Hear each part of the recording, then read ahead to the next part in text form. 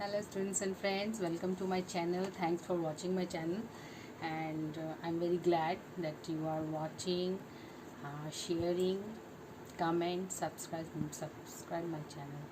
I'm really very thankful. Okay, now today chapter 3, that is water resources, class 10.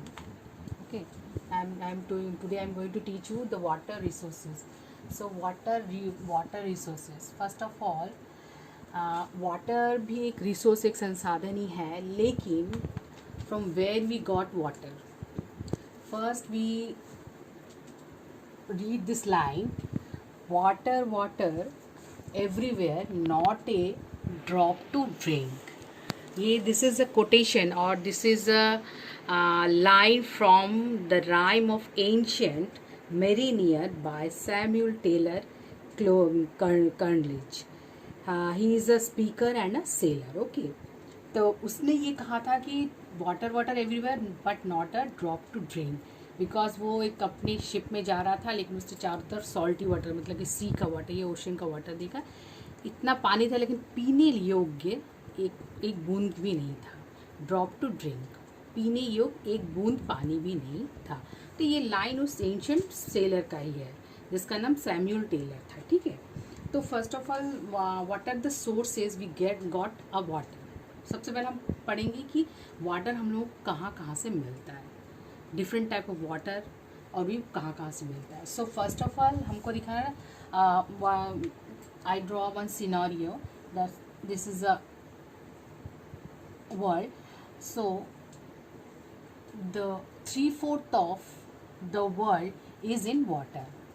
This one is water. That means 75% is in water and one, that is 25% is land. Okay. So Prithvi, the world is covered by 75% of water. इसका 3 भाग, मतलब 3/4 world is in water. So what is water renewable? You know that the water is renewable because renewable मतलब कि इसका this is a cycle, ये on and on होता रहता है.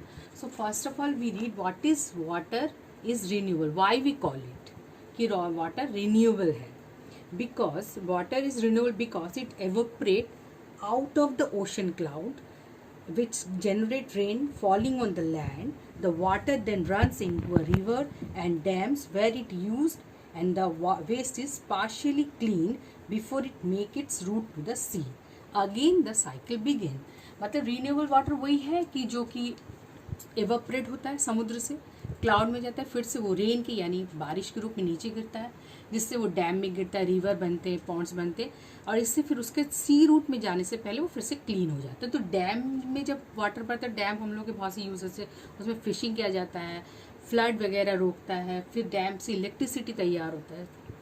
So that the water is renewable. मतलब कि ये लाइफ, ये जो साइकिल ये चलता रहता है. एवोपरेशन, ऊपर क्लाउड में जाना है, रेन बन के नीचे आना, रिवर या नदी में बह जाना, उसके बाद वो सी रूट में फिर से निकल जाना. ठीक, सी रूट से फिर ये साइकिल एवोपरेट होकर फिर ये साइकिल होता रहता है. तो that is why water is renewable.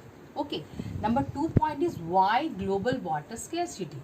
अब हम कहेंगे वाटर, ग्लोबल वाटर स्केर्सिटी क्यों है, इतना पानी होते हुए भी हम क्यों कहेंगे कि ग्लोबल स्केर्सिटी है, वाटर की कमी है. ग्लोबल अगर कहें, विश्वव्यापी अगर हम कहें, स्केर्सिटी ये है, इसका डेफिनेशन होगा, is the geographical, global water scarcity is the geographical and the temporal mismatch between the fresh water demand and availability. मतलब फ्रेश वाटर के डिमांड के अनुसार उतना पानी हम लोग के पास नहीं, वो पानी फ्रेश वाटर के तुलना में बहुत कम है, मतलब जो कि हम यूज कर सकें. ठीक है, तो the increasing world population, improvising living standard, changing consumption pattern and expansion of irrigated agriculture are the main driving source for the rise in global demand for water.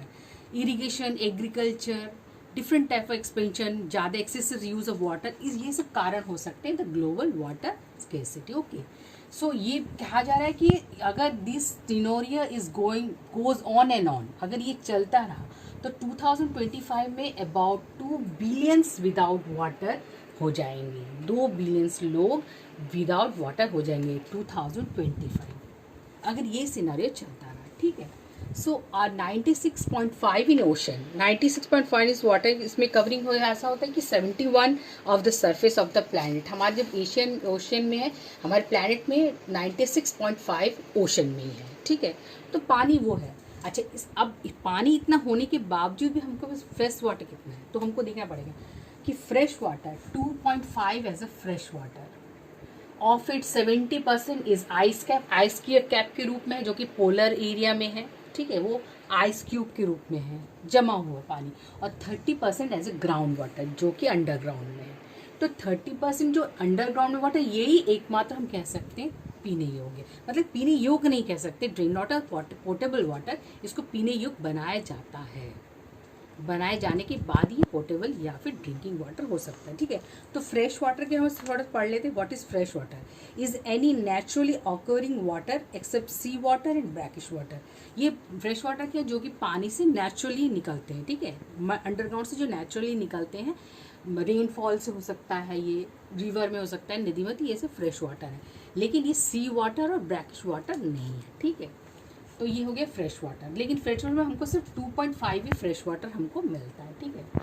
अच्छा, उसके बाद है कि अगर fresh water abs a very small fraction for all water and plant, while nearly 70% of water covered by water, only 2.5% of its fresh, the rest is saline and ocean based। 2.5 भी हम लोगों को फ्रेश वाटर में, तो rest जो है वो सेलाइन यानी नमक युक्त पानी है, और वो ओशन बेस्ड में ही है। Even the last 1% of fresh water is easily accessible with much of trap in glacier, जो कि मैंने यहाँ कहा कि इसमें से 70% जो कि आइस कैप यानी ग्लेशियर में कंपैक्ट है। तो ये हम लोगों को फ्रेश वाटर ये रूप में हमको नहीं मिल सकता, ये वो ज़्यादातर पोलर एरिया में, ठीक है। अच्छा, नंबर 5 है India gets 4% of global rain and the rank 133 in water availability per person per annum, ठीक है। तो ये कि इंडिया में क्या है। अच्छा, और एक है, हम लोग कह सकते हैं कि यहाँ में जो ब्रैकिश वाटर जो हम लोगों ने कहा है, वो ब्रैकिश वाटर क्या है, ये भी हमको पढ़ लेना चाहिए। ब्रैकिश वाटर क्या है कि it's more salty than fresh water but less salty than sea water, ठीक है। फ्रेश वाटर से थोड़ा ज़्यादा नमक रहता है इसमें पानी में, लेकिन ये सी वाटर की तुलना में नमक कम रहता है, तो इसको ब्रैकिश वाटर कहा जाता है। ये ज़्यादातर कहाँ होता है, जहाँ रिवर और समुद्र मिल रहा है, तो मिक्सड हो जाता है, तो वो ब्रैकिश वाटर। तो कुछ एग्जाम्पल हम लोग लेके रखते हैं, जैसे उड़ीसा का Kutch lake, Pulicat lake of Andhra Pradesh और केरला का बैक वाटर्स, ठीक है। तो इसमें यहाँ होता है कि पानी और नदी का समुद्र और पानी नदी का पानी। India gets 4% of global rain water and rank 133 in water availability. हमारे जो ग्लोबल रैंक अगर हम लोग कहा जाए, तो इंडिया को सिर्फ 4% ऑफ रेन वाटर ही मिलता है। तो ये अगर ग्लोबल है, ये पूरे वर्ल्ड विश्व में अगर रैंक किया जाए, तो वो 133 में है, जहाँ उसको वाटर मिलता है रेन से, ठीक है। विश्वव्यापी अगर कहा जाए, तो इंडिया के पास रैंक है 133, पानी मिलता है कहाँ से, रेन से, ठीक है। तो 4% of rain water global rain. अच्छा, पर एनम है, तो यहाँ एक थोड़ा सा एग्जाम्पल लेते, just we are just familiar to know that the Cherrapunji and the Mawsynram are the place where the heaviest rainfall has gone, ठीक है। वहाँ ज़्यादा से अधिकतम वर्षा होती है, कहाँ, चेरापूंजी और मैसूरम में, ठीक है। लेकिन हार्डली वहाँ इतना बारिश होने के बावजूद भी द शिलोंग जो है, जो कि हार्डली 120 किलोमीटर दूर चेरापूंजी से दूर है, लेकिन वहाँ क्या है, तो डिफिक्ट एक्यूरेट वाटर शॉर्टेज है, वहाँ वर्षा कम होती है, लेकिन क्या है, सिर्फ 120 किलोमीटर। इसका मतलब ये नहीं है कि यहाँ पास में जो 100 किलोमीटर के अंदर के दायरे में हर जगह अगर बारिश हो रही है, तो इसका मतलब कि वहाँ पानी है और वो पानी बहुत ही उपयोगी है, या फिर वहाँ पानी की कमी नहीं हो रही है, ऐसा नहीं है, ठीक है। तो ये डिफिसिट हो रहा है। तो रेन सरप्लस जो एरिया जो है, जहाँ हमारे यहाँ देश में जहाँ रेनफॉल ज़्यादा होता है, वो है in India north eastern sides, Indo Gangetic plains, वहाँ ज़्यादातर वर्षा होती है। और रेन डिफिसिट एरियाज जो है, वो है हरियाणा, पंजाब, नॉर्दर्न राजस्थान, ठीक है। तो facing the grey zone water level has gone, ये ग्रे जोन में आ चुका है, और इसको ये लैक ऑफ रेन वाटर या पानी की बहुत सी कमी को फेस कर रहा है। तो वाटर लेवल है वो बहुत नीचे, हैज़ गॉन, नीचे की तरफ चला गया, ठीक है। तो ये सब कारण हो सकता है। और टोटल उसका total renewable water resource of India are estimate at the 1897 square kilometre per annum. तो इसके अनुसार इतना सा ही पानी हम लोगों को है, हमारे पास है, जो कि रीन्यूएबल हो रहा है। ठीक है, ये तो हो गया कि सोर्सेस और कहाँ से कहाँ मिलता है। फ्रेश वाटर 2.5% है, 70% आइस कैप में बंद है पानी, जो कि हम लोग यूज़ नहीं कर पा रहे हैं। 30% जो ग्राउंड वाटर है, वही ग्राउंड वाटर को हमको पोर्टेबल बनाने के लिए भी बहुत वो करते हैं, कसरत करनी पड़ती है। तो ये सब कारण हो सकते हैं। ठीक है, लेकिन वाई स्कैरसिटी, इतना पानी होने के बावजूद भी स्कैरसिटी क्यों है, कमी क्यों है, तो ये हम लोग थोड़ा सा पढ़ेंगे। ठीक है, हाँ, तो scarcity, why the scarcity of water, पानी की कमी क्यों है, पानी है लेकिन फिर भी कमी क्यों है। ठीक है, तो सबसे number 1, not due to unequal distribution of rain. क्योंकि हमारे देश में ही बोलो, हमारे अपने कंट्री में बोलो, या फिर हम पूरे वर्ल्ड में क्या कि डिस्ट्रीब्यूशन ऑफ रेन एक जैसा नहीं है। कहीं बारिश ज़्यादा हो रही है, कहीं कम हो रही है। ठीक है, तो डिस्ट्रीब्यूशन ऑफ रेन की कमी के कारण भी वाटर स्केर्सिटी हो सकती है। नंबर 2 है ओवर एक्सप्लॉयटेशन। हम लोग क्या करें, जब पानी हो रहा है, जब मिल रहा है, तो बहुत ज़्यादा एक्सप्लॉयटेशन कर रहे हैं, उसका मिसयूज़ कर रहे हैं, इस कारण भी बस स्केर्सिटी। नंबर 3 है एक्सेसिव यूज़। जहाँ पानी जितना कम लगना चाहिए वहाँ हम लोग ज़्यादा यूज़ कर रहे हैं, बर्बाद कर रहे हैं, नल का खोल दे रहे, निकल जा रहा है वॉशिंग के लिए, या फिर जो भी कारण के लिए क्या करें, एक्सेसिव यूज़ कर रहे हैं। नंबर 4 है unequal access to water among different social group. Different social group of unequal access हो रहा है। अनइक्वल मतलब असमान व्यवहार हो रहा है सोशल ग्रुप में। कोई सोशल ग्रुप कुछ ज़्यादा यूज़ कर रहा है, कोई सोशल कम कर रहा है। तो ज़्यादा कर रहा है मतलब उसको लग नहीं रहा उतना पानी, लेकिन वो यूज़ कर रहा है, तो ये भी large population, more demand for water, domestic and agriculture use. Population बढ़ रहा है तो इसका मतलब डिमांड भी, वाटर ऑफ डिमांड क्या ज़्यादा हो रहा है। सो किस कारण के, डोमेस्टिक यूज़ के घरेलू कामों के लिए प्लस एग्रीकल्चर के लिए भी। तो पॉपुलेशन बढ़ेगी तो एग्रीकल्चर डोमेस्टिक यूज़ के लिए पानी ज़्यादा से ज़्यादा लगेगा। पानी है कम लेकिन लग ज़्यादा रहा है। ठीक है, अच्छा, नंबर 6 है scarcity even in water abundant areas like cities. Scarcity abundant, ज़्यादातर क्या सिटीज़ एरिया में क्या होते हैं कि गाँव से सब आके सिटी में रह जाते हैं, तो सिटी की पॉपुलेशन बढ़ जाती है लेकिन पानी की कमी हो जाती है क्योंकि पानी का सप्लाई कम होता है। तो ये भी एक कारण हो सकता है। उसके number 7 industrialisation and the urbanisation. Ground water pumping devices क्या कर रहे हैं, इंडस्ट्री ज़्यादा से ज़्यादा लगा दिए जा रहे हैं। अर्बन मतलब कि शहरीकरण या सिटी, ज़्यादा से ज़्यादा शहर बसा दिए जा रहे हैं। तो हो रहा ये हो कि ग्राउंड जो लेवल में जो पानी हमारे गुल्लक की तरह, जो कि कहते हैं पृथ्वी को एक गुल्लक कहा जाता है। ठीक है, मतलब वहाँ पानी स्टोर होता है, तो वहाँ से क्या पंपिंग करके पंपिंग डिवाइस से ज़्यादा ग्राउंड वाटर निकाल दिया जा रहा है, तो ख़त्म हो रहा है ना धीरे धीरे, यही बात है। अच्छा, उसका number 8 bad quality of water. Bad quality of water हो जाने के कारण क्या होता है, वो पानी और यूज़ नहीं हो सकता।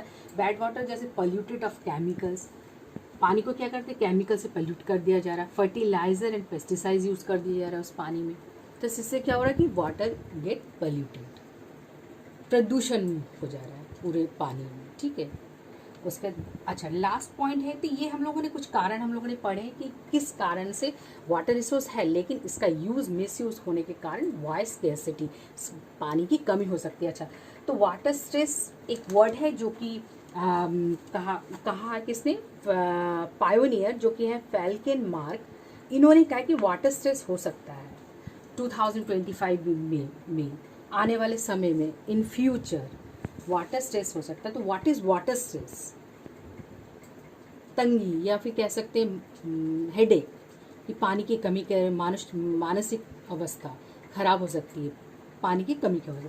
तो व्हाट इज़ वाटर स्ट्रेस, इसका थोड़ा डेफिनेशन पढ़ लेते हैं कि a situation in which the water resources region or country are insufficient for its needs. Sufficient उसके नीड के अनुसार वो पानी सप्लाई अगर नहीं हुआ तो कम्युनिटी में या कंट्री में या रीजन में वाटर स्ट्रेस होगा। तो ये पायोनियर थे, उन्होंने पहले ही बोल रखा है, फेल्किन मार्क है उनका नाम, उन्होंने बोल रखा है वाटर स्ट्रेस होगा। तो when water availability is less than 1000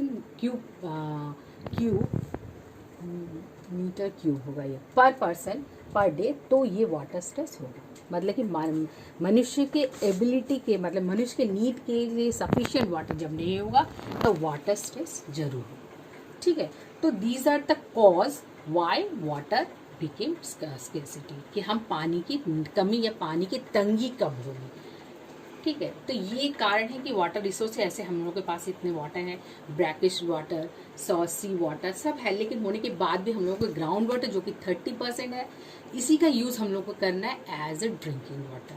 अच्छा, फ्रेश वाटर हम लोगों ने पढ़ा है कि फ्रेश वाटर हम लोगों को कहाँ से मिलता है, रिन्यूएबल वाटर, जो कि इफ़ और एक बात है कि मैंने पहले भी कहा कि आप लोग जो मेरे जो वॉइस है ये ठीक से सुनना, अगर if you have any type of question regarding this chapter, regarding this topic, you may ask. Okay, and thanks for watching my video. Thank you. Bye bye.